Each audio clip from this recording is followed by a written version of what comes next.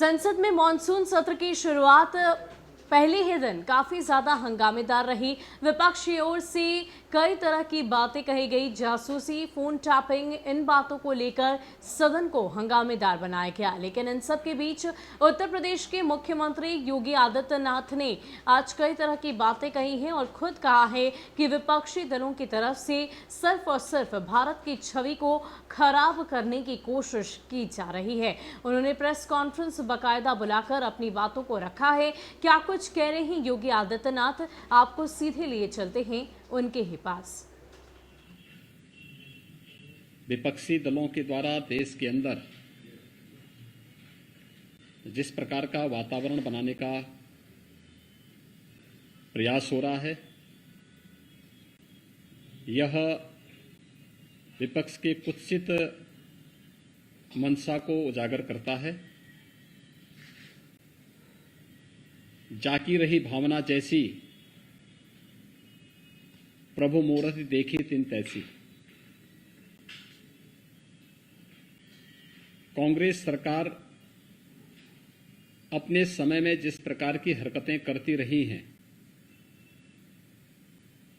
आज विपक्ष में रहकर के भी अपने उन्हीं मंसूबों के अनुरूप आगे बढ़ रही है।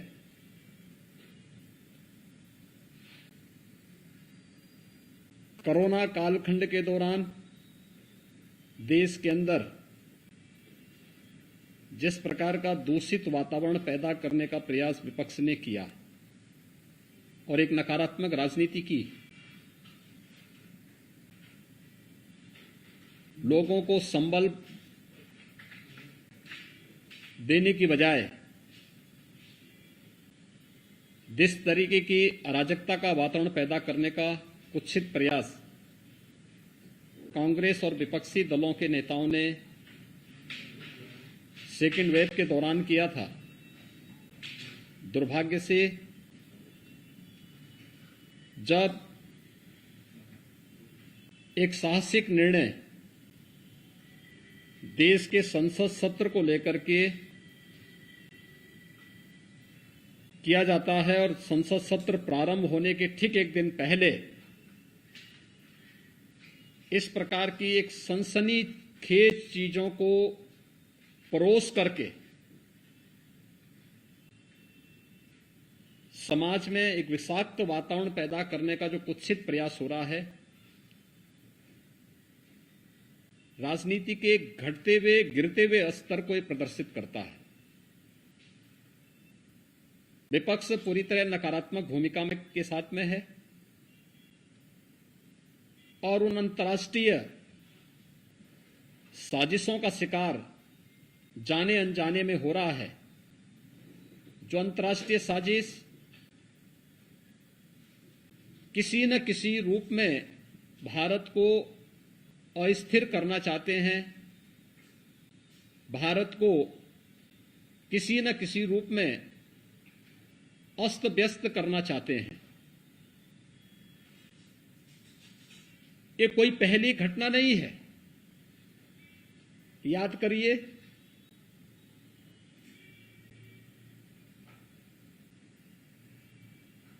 जो अभी कुछ वर्ष पहले 2020 में प्रारंभ में अमेरिका के राष्ट्रपति की भारत विजिट के दौरान उनके दिल्ली पहुंचने के साथ ही दिल्ली के अंदर हुआ भीषण दंगा क्या एक साजिश का हिस्सा नहीं था? तमाम विपक्षी दलों के लोगों की संलिप्तता उस दंगे के साथ जोड़ करके नहीं देखी गई थी।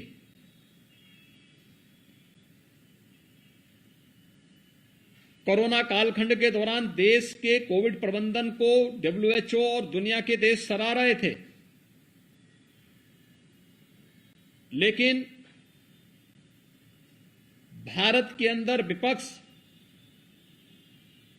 एक ऐसा माहौल बनाने का प्रयास कर रहा था जैसे कि सरकार इन सभी चीजों से अनभिज्ञ है और महामारी से लोग मर रहे हैं। अंतर्राष्ट्रीय स्तर पर भारत की छवि को खराब करने भारत को अस्थिर करने के लिए जिन मंसूबों के साथ विपक्ष कार्य कर रहा है, यह अत्यंत दुर्भाग्यपूर्ण है। अनेक ऐसे अवसर आए हैं जब भी देश के अंदर कोई महत्वपूर्ण कार्यक्रम होता है, उससे पहले विपक्ष किसी न किसी साजिश का शिकार होकर के देश के खिलाफ या दुनिया के अंदर भारत के खिलाफ माहौल बनाने के लिए किसी न किसी षड्यंत्र का पार्ट बन जाता है। संसद का यह सत्र अत्यंत महत्वपूर्ण सत्र था और मुझे तो आश्चर्य होता है, यह परिपाटी रही है संसद सत्र में, क्योंकि लगभग 19-20 वर्षों तक संसद के अंदर कार्य करने के लिए का मुझे अवसर प्राप्त हुआ था। भारत के लोकतंत्र की सबसे महत्वपूर्ण प्रहरी और सबसे महत्वपूर्ण स्तंभ देश का संसद है। एक आम नागरिक की आवाज को उस मंच के माध्यम से हम देश के सामने रखते हैं और संसद की परिपाटी रही है कि मंत्रिमंडल के गठन पुनर्गठन के साथ माननीय प्रधानमंत्री के द्वारा नए मंत्रियों का परिचय संसद से कराया जाता है, संसद सदस्यों से कराया जाता है। आपने देखा होगा मंत्रिमंडल के परिचय के कार्यक्रम में ग्रामीण पृष्ठभूमि से जुड़े हुए अनुसूचित जाति, जनजाति, पिछड़ी जाति और उन तबकों से जुड़े हुए मंत्री काफी बड़े पैमाने पर बने हैं, जिन्होंने देश की आजादी के बाद कभी भी नेतृत्व नहीं देखा था। आज जब उस तबके को नेतृत्व दिया गया, उन्हें आगे बढ़ने के लिए एक अवसर प्रधानमंत्री जी ने दिया और उन सभी माननीय मंत्रियों के परिचय संसद सत्र प्रारंभ होने के साथ ही संसद के अंदर होता। विपक्ष कोई रास नहीं आया। संसद एक मंच होता है अपनी बात को रखने का, लेकिन शोरगुल का शिकार हम संसद को बना लें, ये लोकतंत्र का गला घोंटने जैसा है। ये लोकतंत्र के साथ खिलवाड़ है और ये लगातार विपक्ष कर रहा है। आपने देखा होगा किसान आंदोलन के नाम पर किस तरीके से देश के खिलाफ साजिशें रची जाती हैं, कैसे किसान को समुदाय में मत और मजहब के साथ जोड़ करके देख करके उनके माध्यम से भड़काऊ और देश विरोधी कृत्यों को आगे बढ़ाने की छूट दी जाती है। विपक्ष उनके साथ खड़ा होता हुआ दिखाई देता है। ये नकारात्मक राजनीति से न देश का कल्याण होने वाला है और न विपक्ष का ही और न जनता जनार्दन का ही।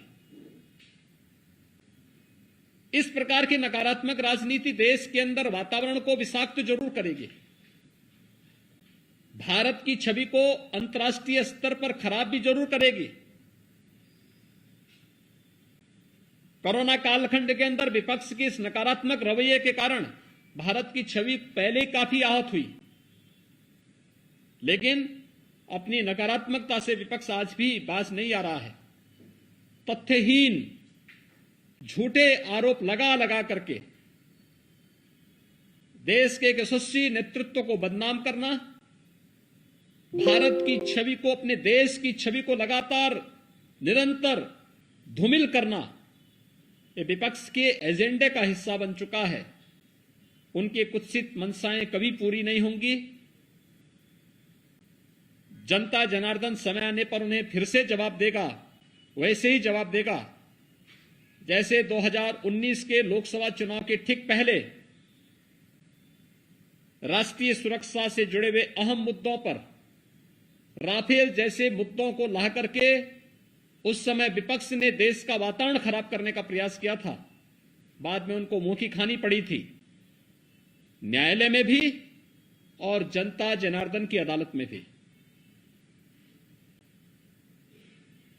इस बार फिर से संसद सत्र के इस महत्वपूर्ण मुद्दे पर जहां पर गांव के लिए, गरीब के लिए, किसान के लिए, नौजवान के लिए, महिलाओं के लिए, समाज के विभिन्न तबकों के लिए चर्चा होती, कोरोना महामारी को लेकर के चर्चा होती, वैक्सीनेशन की ड्राइव को कैसे हम समयबद्ध ढंग से आगे बढ़ा करके देश के अंदर पूरा करें, इसको लेकर के इस सदी की इस महामारी से निपटने में सामूहिकता का क्या प्रभाव हो सकता है, इन सब मुद्दों पर जहां एक सार्थक चर्चा का मंच संसद होता, चर्चा का मंच न बना करके शोरगुल और केवल आरोप प्रत्यारोप के साथ ही तथ्यहीन और झूठे आरोप, मनगढ़ंत आरोप लगा करके देश की छवि को भी धूमिल करने का जो कुत्सित प्रयास हो रहा है, ये कभी मंशाएं विपक्ष की पूरी नहीं होंगी।